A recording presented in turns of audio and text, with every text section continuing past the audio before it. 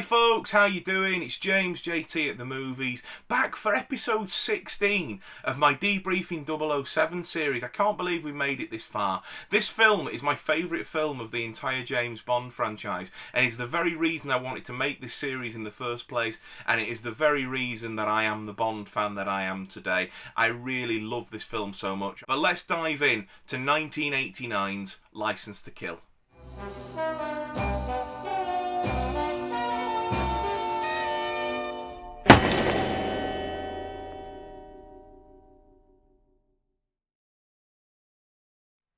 So Licence to Kill come out in the summer of 1989, and it had a real tough time in the box office that year because they released it in the summer rather than the traditional autumn or winter that a Bond adventure would normally come out in. And it came out head to head with films like Indiana Jones and the Last Crusade, the 1989 Batman film, The Abyss, Ghostbusters 2, Lethal Weapon 2, so many big films, so many classic films of the last 30 years came out in that summer, and it really didn't stand a chance. It also had a bit of a troubled production, really, did this film, in the sense of when it was announced they called the film Licence Revoked, because obviously the main sort of plot of the story is that Bond resigns in anger from the British Secret Service and has his licence to kill revoked.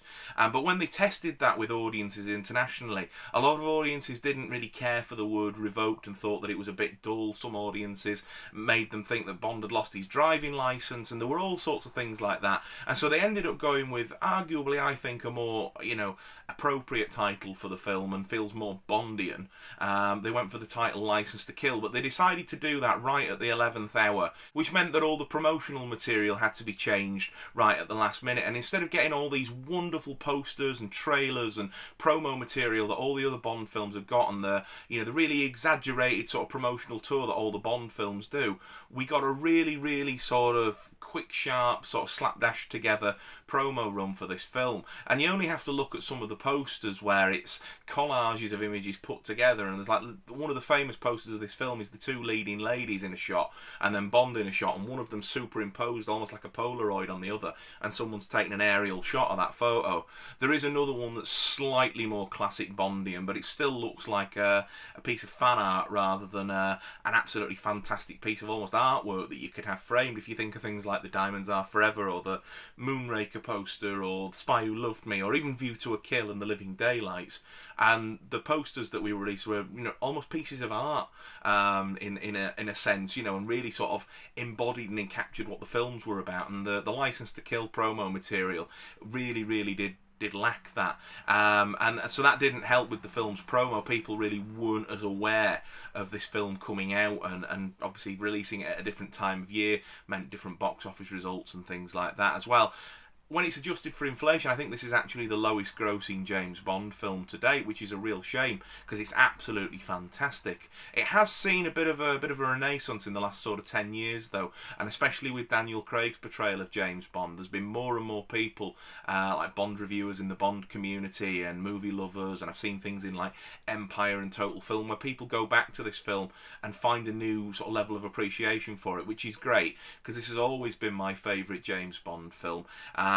As I've said many times throughout this series and in other vlogs that I've done, my introduction to James Bond growing up was that my dad was a huge fan of the Sean Connery era, and he liked the Pierce Brosnan ones as well, but he wasn't bothered for Lazenby, he certainly wasn't bothered for Dalton, and he almost couldn't stand Roger Moore, to be fair.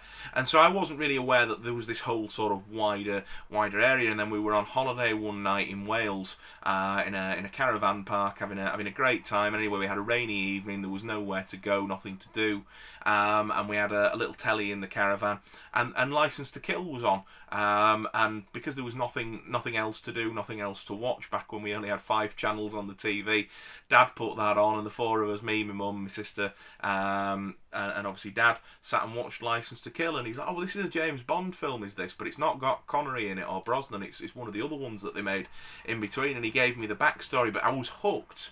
I was absolutely hooked. I loved the setting, I loved the villains, I loved Dalton's portrayal of Bond. There was just something about it that just was like, yep, this is exactly what I want in an action movie. And from that point then I was able to sort of step back and really reevaluate the franchise and what I'd seen, and it really did then sort of begin my journey into becoming the Bond super fan that I am. One thing that's also really sort of interesting, I think, to note is that this film is the first time in the series where they've really gone for a really adult and dark tone. And one of the complaints that this film got was that people weren't able to bring their families to see this because it got a 15 rating here in the cinemas here in the UK, and I think that translates to either a PG-13 or an R in America, but either way it meant that they couldn't bring young kids to it. And for the last sort of 10-12 years that Roger Moore had been incumbent in the role, they were able to bring them to adventures like Spy Who Loved Me and Octopussy, with comical villains like Jaws and, you know, things like that. And the peril wasn't really anything that you wouldn't find in, say, a cartoon. But with this one, within the opening scenes of the film, we're going after a drug dealer, drug baron, that's very much obviously sort of inspired by real life characters of the the 80s and the 90s, and then within the sort of the first act of the film, Felix Leiter's wife has been brutally attacked. I don't want to say what's happened to her, but she's murdered as well. And then Felix himself gets fed to a shark and he's maimed, loses a leg, and ends up, in critical care in hospital. This is, within the first 20 minutes of this film, it's telling you this is not your usual James Bond adventure, and buckle up for something a little different. And I think that's what I love about it. So as I say, the opening sequence of this film is Bond, Felix, and Felix's good friend, and Bond's good friend, I assume as well, Sharky, on their way to Felix's wedding, when the DEA fly in a helicopter and let them know that the film's lead villain, Franz Sanchez, who's an international drug baron who hides out in non-extradition countries in South America, has actually come to the Bahamas because his mistress has run away with another man.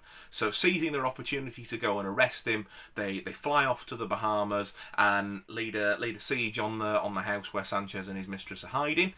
They manage to arrest him, and then Bond and Felix are able to parachute in true James Bond style into Felix's wedding, and then the final Maurice Binder title sequence comes up for this series. It's the last time Maurice Binder makes one. I think he died a couple of years afterwards, which is a real shame. Daniel Kleinman actually worked with him on this one, and Daniel Kleinman's the chap that's actually taken over and done GoldenEye right through to Spectre since, with the sole exception of Quantum of Solace.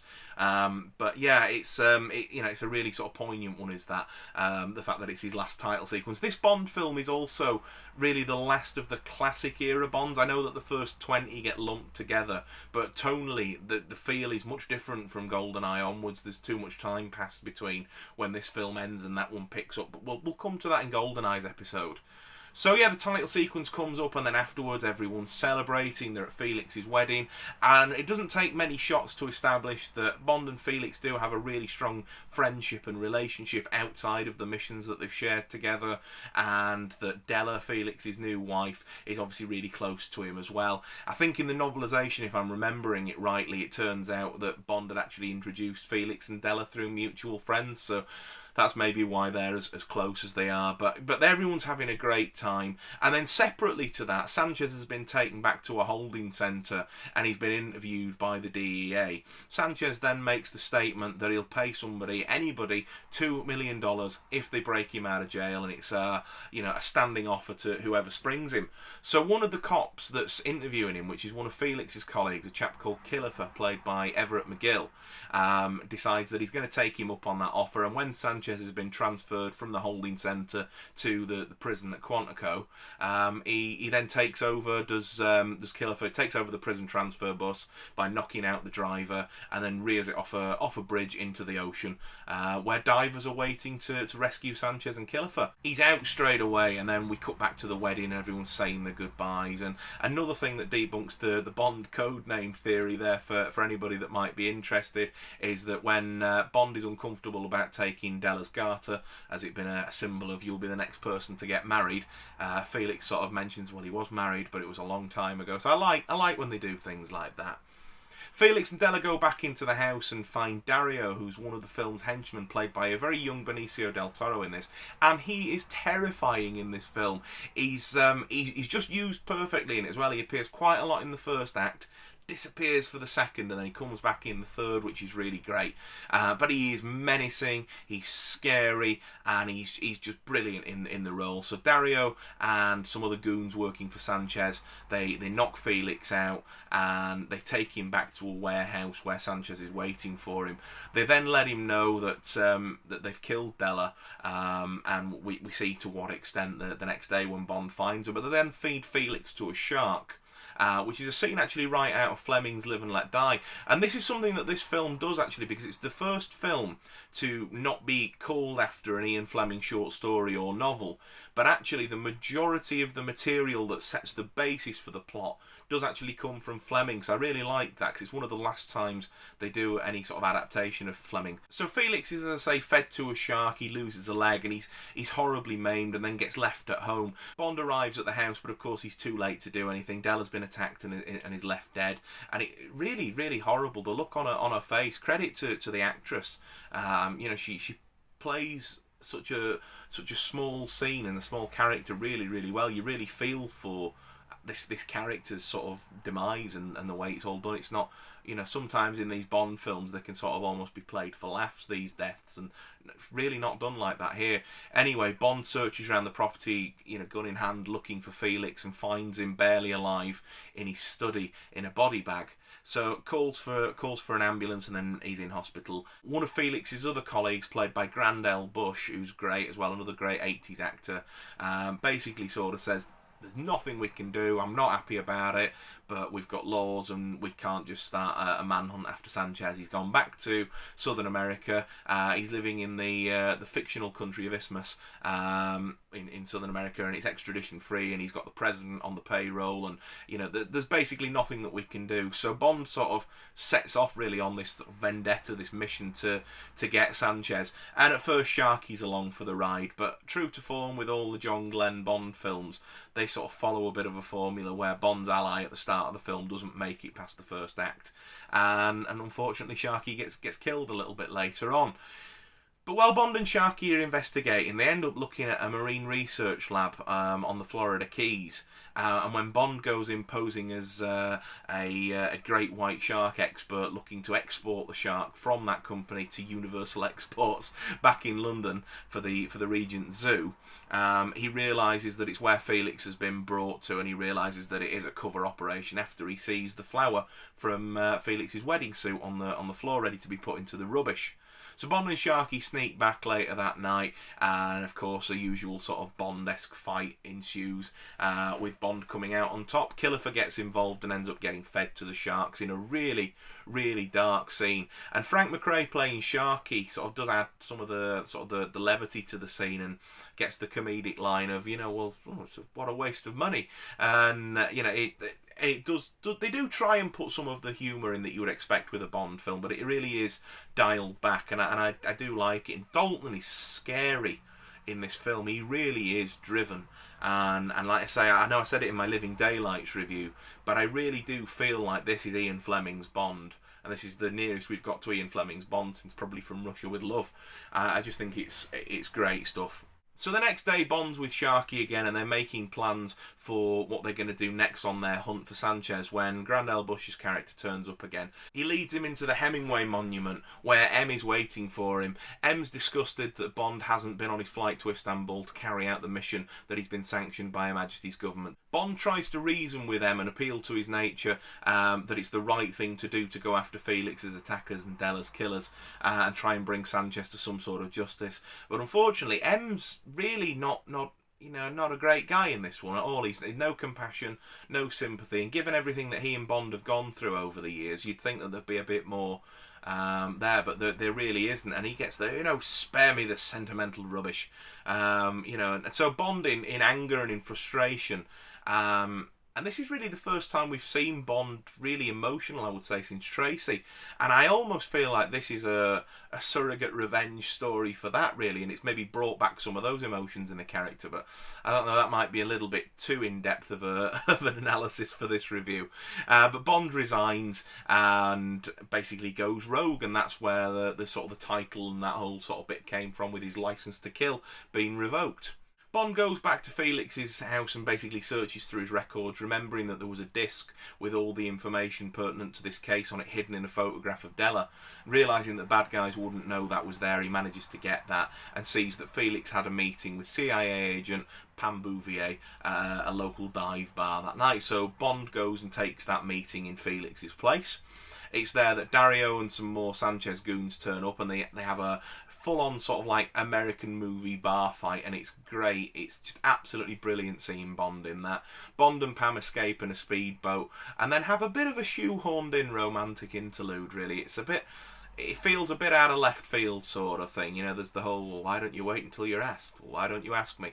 And it's really just a setup so that they can do it at the end of the film. But anyway, in an earlier sequence in the film, we see Bond aboard the Wave Crest, which is Milton Crest's boat. He interrogates Lupe, Sanchez's mistress, from the start of the film, who basically starts to warm to Bond at this point and possibly starts to see Bond as her way out of being Sanchez's mistress and being controlled by him, because she's really not happy in this situation, and while she sort of puts up with it, you can tell she's basically looking for any way out.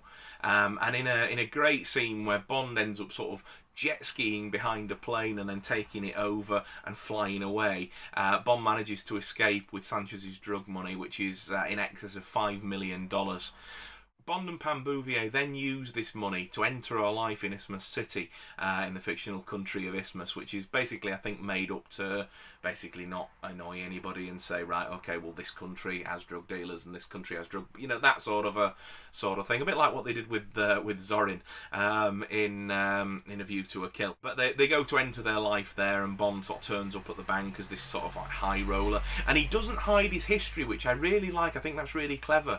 He's now, I'm a former British agent. I used to work for the British government, but we don't see eye to eye anymore, and I'm looking for work.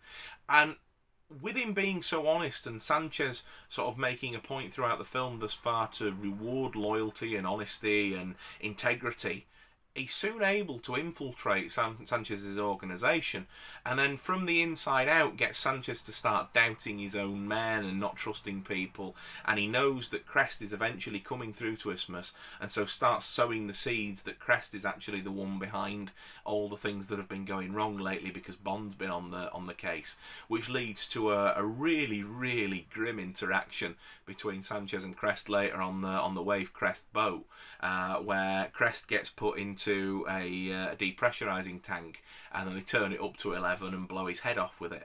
And it's a little bit, a little bit grotesque. It's a little bit comedic, and probably takes a step out of the realism. I'm not too sure what would happen if you put a person in one of those tanks and dialed it up to 11, but I'm fairly confident, and by all means, somebody who's probably more read on the subject, let me know in the comments below. I'm fairly certain you wouldn't explode like the guy does, but again, we get a silly little clip. What about the money, Patron? Launder it. Nice double entendre there with that, I like it. But like I say, Bond starts to unravel Sanchez's empire around him, all the while posing as his best friend.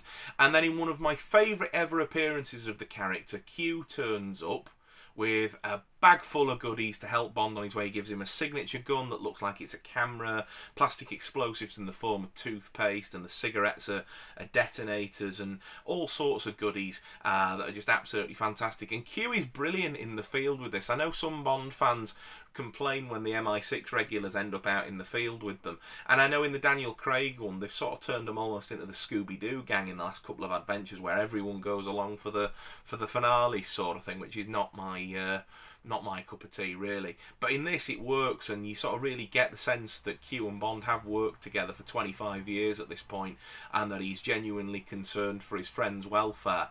And I also like, it's left out of the movie, but in the novelisation, it does actually let you know that M has started to come round on the idea of Bond being out there and taking care of Sanchez, and that it's actually M's idea to send Q out, which is a real nice touch. I think would have been great to have in the film, to realise the guys back at home at MI6 know that ultimately Bond is doing the right thing and that the British government should be behind him. So whilst Bond's infiltrated Sanchez's life and is unravelling it from the inside in, he does try to take an assassination attempt on him, which doesn't go well, and it ends up with Bond being captured by the British Secret Service and the Hong Kong Narcotics Agency, who are actually posing as international drug dealers, trying to basically get the inside scoop on what Sanchez is doing to bring him down from a legitimate perspective, if that makes sense. So it's a really bizarre scene where they're all dressed up as ninjas, and then you've got this sort of like bureaucratic British spine. No, Commander, I'm bringing you home. And then of course Sanchez turns up to rescue Bond, and sort of almost an army shows up, and it's a really sort of out of place scene. I do like it, but I do think that like dressing them up as ninjas was a step too far, and these guys could have just been in like, you know, combat uniforms or whatever, but the whole ninja thing just feels really out of left field. But that completely solidifies Sanchez's trust in Bond. Bond is then invited along to go and see a tour of Sanchez's drug operation, which is being run out of a church retreat in the hills in another hilarious sort of turn. There's another character in this film who's one of the bad guys, but he's posing as like a television preacher, and he's played by Vegas entertainer Wayne Newton. We're trying to raise $200,000 today for each of our meditation chapters, and God bless your heart. And he's got all that sort of going on. He's a really wacky, zany, over the top character. Dad always used to quote that guy when we were sort of growing up. To be fair, he would always bless your heart, and just a random childhood memory interjected into this License to Kill review there.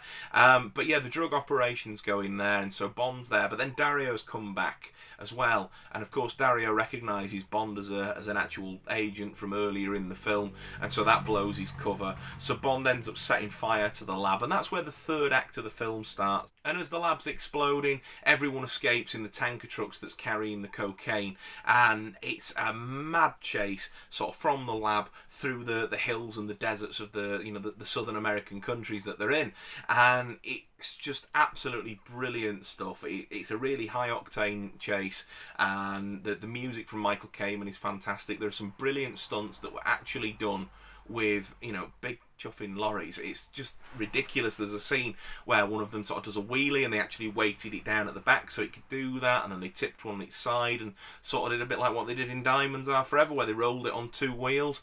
And again, credit to Dalton, he's doing a lot of these stunts. He's rolling around on top of these trucks while they're driving and fighting with Robert Davi Sanchez. It's absolutely fantastic stuff, and there's explosions going on as well because the cocaine's been mixed in with petrol to sneak it through customs, and it's just really just high level, high octane stuff. I really love it. And then at the end we get the payoff. Earlier in the film, when Bond's leaving Felix and Della's house, they give him a lighter, because obviously they're the lighters, and it's engraved, "For James, we love you, Della and Felix." And then Sanchez is soaked in petrol at the end, and he's battling with Bond, and he's about to behead him with a machete, and Bond just goes, "Don't you want to know why?" And so it catches Sanchez off guard, really.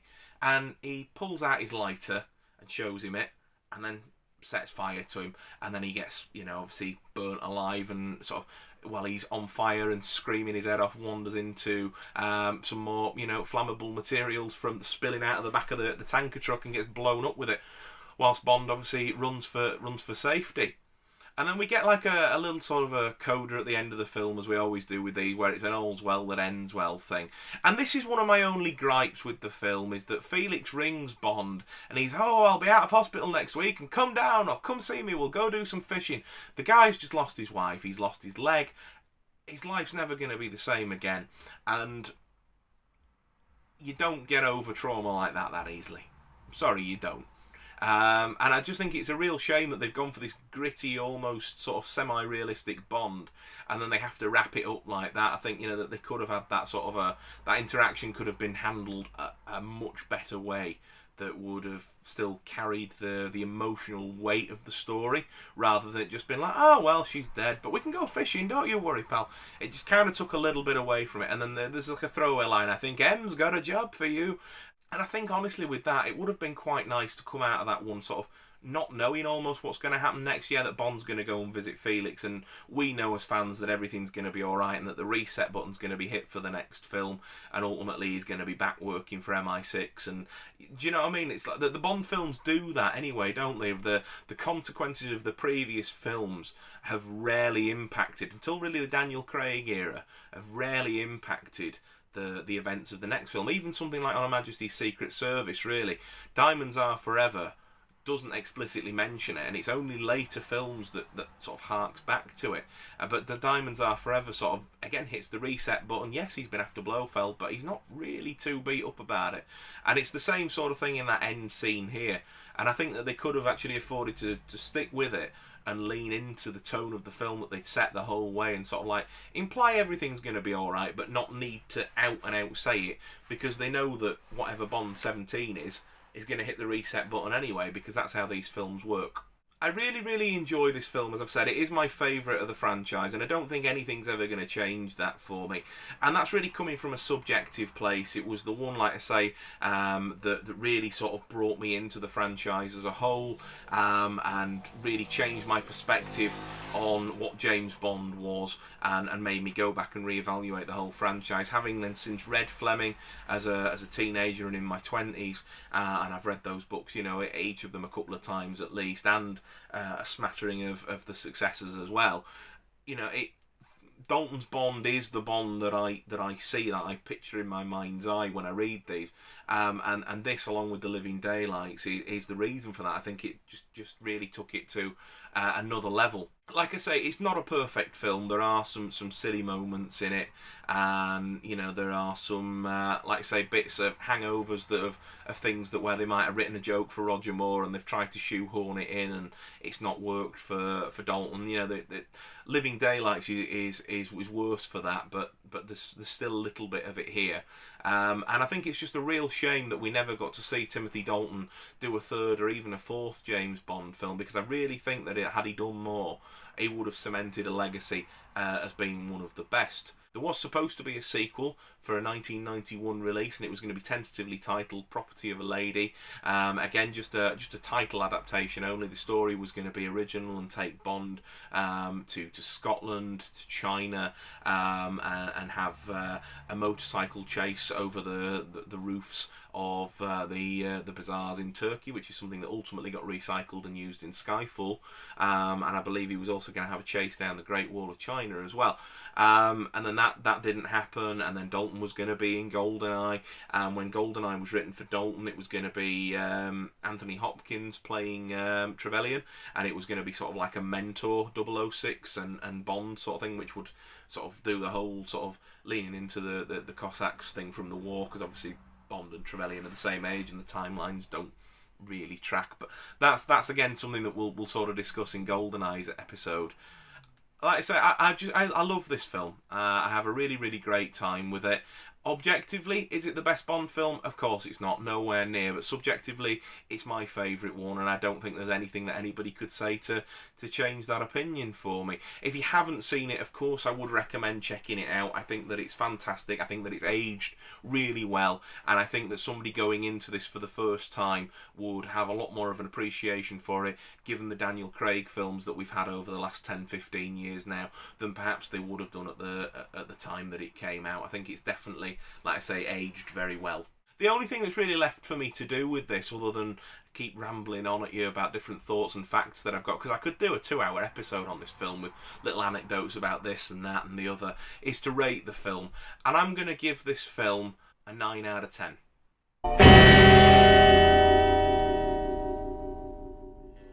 I know, high praise indeed, 9 out of 10. And like I say, that is really a subjective rating, I would say, from me. If I was giving it an objective rating, it'd probably be more around a 6 out of 10. But I just adore this film.